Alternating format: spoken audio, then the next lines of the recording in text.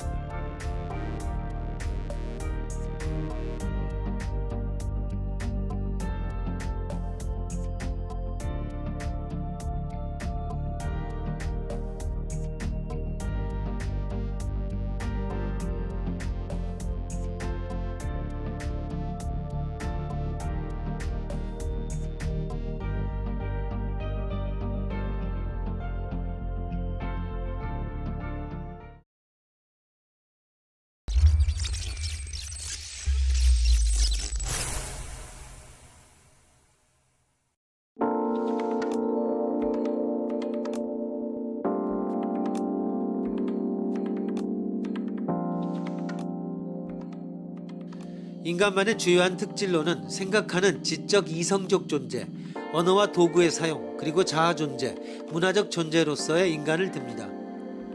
인간은 영장류에 속하는 한 종의 동물임이 틀림없습니다. 단순한 동물로서의 인간의 전형은 갓 태어난 신생아입니다. 그러나 그 신생아가 앞으로 어떤 국적을 가지고 어떤 사회 계층에 속해 어떤 직업을 가지고 살아갈 것인지는 결코 생득적인 것이 아닙니다.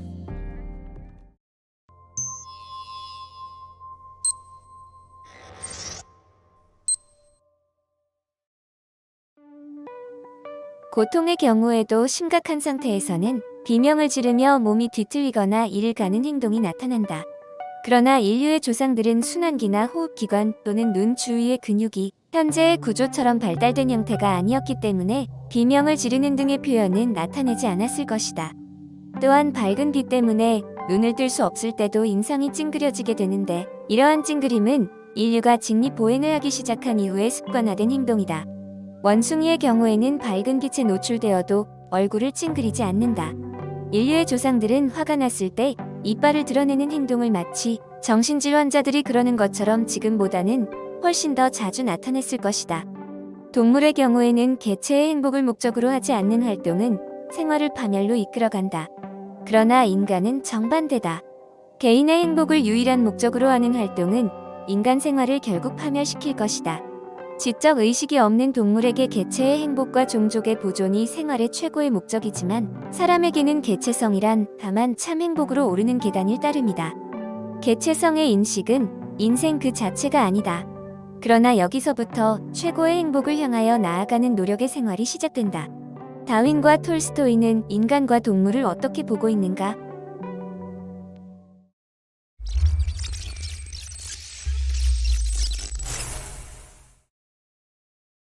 인간과 동물을 구별할 때 거기에는 대체로 두 가지 접근 방법이 있습니다. 그 하나는 유사점을 찾는 것이고 다른 하나는 차이점을 찾는 것입니다. 다윈을 중심으로 한 고전적 진화론자들은 그 유사성의 관점에서 인간과 동물을 비교했습니다. 그 결과 그들은 인간이 유인원으로부터 진화되었다고 믿게 되었습니다.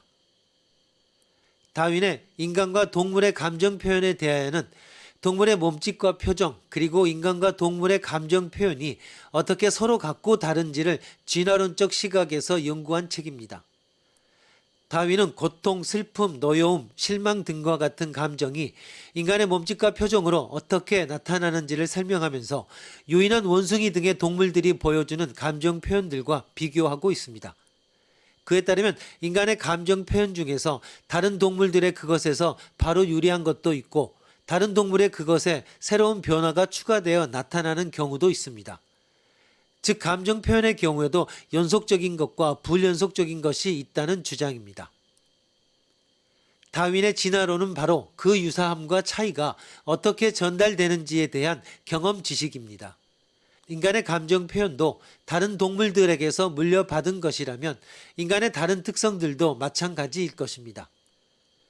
그러나 진화론자들은 인간이 동물에 비하여 보다 복잡한 신체 구조와 기능을 가졌다는 것 이상의 그 무엇을 보여주지 못하였습니다. 모든 정신적인 것은 자연적인 것이고 물질적인 것으로부터 진화한 것이라는 것입니다.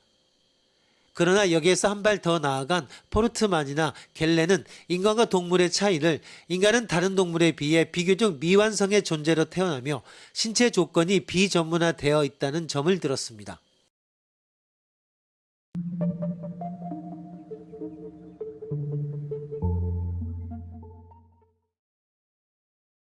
인간 탐구를 현대 철학의 중심 과제로 보려는 쉘러는 생명적 존재를 식물과 동물과 인간으로 분류하고 있습니다.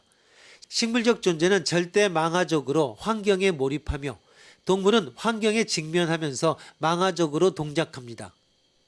그러나 인간은 환경을 대상화하여 그것을 변경시키며 새로운 세계를 무한히 열어가는 세계 개방성의 존재라고 설명합니다. 다시 말해 동물의 생은 닫혀 있지만 인간의 삶은 항상 열려 있다는 점입니다. 인간은 가소성만 가지고 출생하여 사회 안에서 문화를 습득하면서 자신을 이룩해 가는 존재입니다.